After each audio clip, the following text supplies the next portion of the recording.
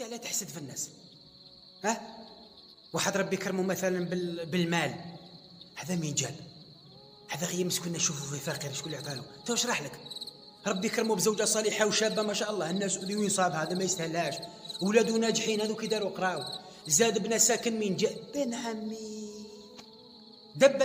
رسول الله يقول دب اليكم داء الامم قبلكم. شاهد داء الامم يا رسول الله، اشتهى هذا المرض الخبيث؟ قال الحسد.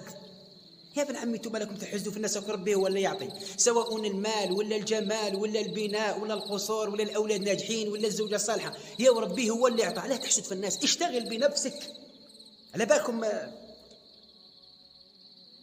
هذا الانسان اللي يحسد الناس لا والله ما يشوف السعاده لا في الدنيا ولا في الاخره. تسيبوا مشغول غير بالناس. قال لك يبتليه الله بهم لا ينقطع، فلان دار، هذا مين جاب، هذا وراه رايح، هذا كيف. تسيبوا مشغول غير بالناس، ديرك تستغرقوا بالناس.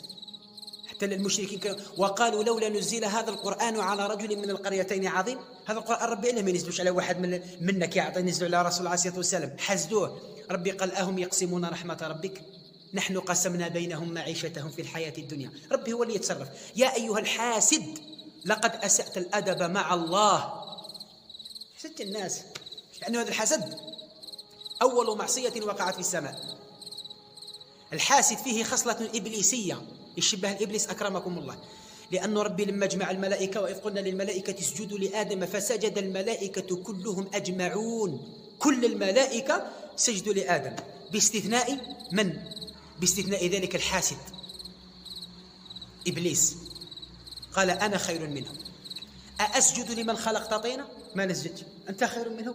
شوف سبحان. ثم قال أرأيتك، شوف يتحدى في ربي هذا الحسد سبحان الله وني وصل، أرأيتك هذا الذي كرمت علي لئن أخرتني إلى يوم القيامة لأحتنكن ذريته إلا قليلا. قال له والله الذرية تعالى والله ما نطلقها. شوف كيف. وأول معصية وقعت في الأرض بسبب الحسد، قتل قابيل أخاه هابيل فطوعت له نفسه قتل أخيه فقتله. لا الحسد. إخوة يوسف في البئر ثم رموه ثم باعوه بثمن بخس دراهم معدودة. يا أيها الحاسد والله ستموت كمدا. ومن الحسد يتولد الحقد، تتولد الكراهية، تتولد البغضاء. لماذا تحسدون الناس؟ شوف النبي عليه الصلاة والسلام، نختم لكم هذا الحديث، كان جالسا مع الصحابة الكرام، قال لهم سيأتي الآن عندكم رجل من أهل الجنة. قال لهم واحد راه جاي. الصحابة كل واحد يقول هذا شكون، هذا بابا، لعله عمي، هذا خالي، هذا فلان، هذا شكون هذا. فجاء رجل من الأنصار لحيته تقطر بماء الوضوء. الوضوء بفتح الواو بمعنى المال ليسين، والوضوء هو الفعل. تقطر لحيته بماء الوضوء. الصحابة بدأوا يشوفوا سبحان الله. جاء قعد. في النهار الثاني رسول الله قال لهم سيأتي الآن عندكم رجل يطلع عليكم رجل من أهل الجنة. جاء غير ذاك الرجل. في اليوم الثالث جاء غير هو. عمرو بن العاص قال والله غير شفتوا اش راه يدير. راح هضر معاه قال له هذه وقعت خصومه بيني وبين الاب تاعي وكذا، بدا يدير. قال له باين بات عندك. فبات عنده شحال؟ 3 ليالي. 3 ليالي هو يبات عنده. اش صابو يدير؟ ما صابو يدير والو. يصلي العشاء ويشفعوا له تلو ويرقد هو وياه، الا انه عندما يستيقظ في الليل يذكر الله. وهذه من السنه ان الانسان كي يفطر في الليل يقول لا اله الا الله وحده لا شريك له، دعاء معروف ويدعى ربي دعاء مستجاب. من كمل الليله الثالثه وجريح قالوا دي انا ما عندي لا خصوم ولا ولد. رسول الله 3 خطرات وهو يبشرك بالجنه 3 مرات، ورسول الله يبشرك بالجنه. شهد لك الحبيب المصطفى بانك من اهل الجنه. ماذا فعلت؟ ما استك دير والو، لا قراءه قران في الليل، لا قيام الليل، ما تصوم، شادرت. قال له ما عندي والو. هذه هي العباده تاعك. قال له هذه هي. من جريح قال فدعاني. قال له روح. قال له عندي حاجه وحده بالك بسببها. قال له ما هي؟ قال له منذ اسلمت والله لا يوجد في قلبي غل أو حقد أو حسد لأحد من إخوان المسلمين، ما عنديش.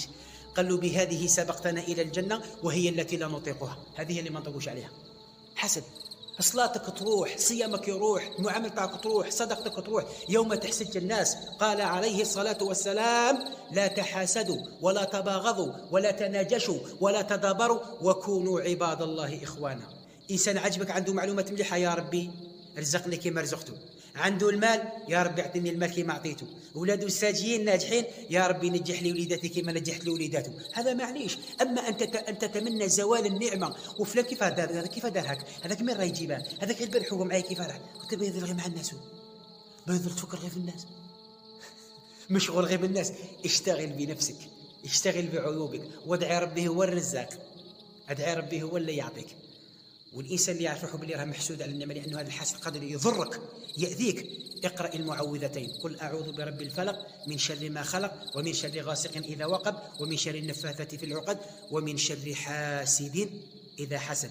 لله در الحسد ما أعدله، بدأ بصاحبه فقتله. الحسد هذا والله الله يدور عليك أنت، حذاري. ادعي ربي وطهر هذا المضغة اللي هدرنا عليها في الفيديو اللي فات.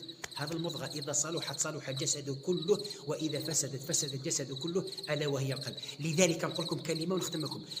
كاين الناس اللي عندهم أعمال كثيرة خيرية، يوم القيامة تزول مكاش ما يسيبوهاش. علاه؟ القلب راح موسخ. وكاين اللي عنده عمل قليل، حاجة بسيطة مسكين، يفوز بجنة عرضها الأرض والسماوات. علاه؟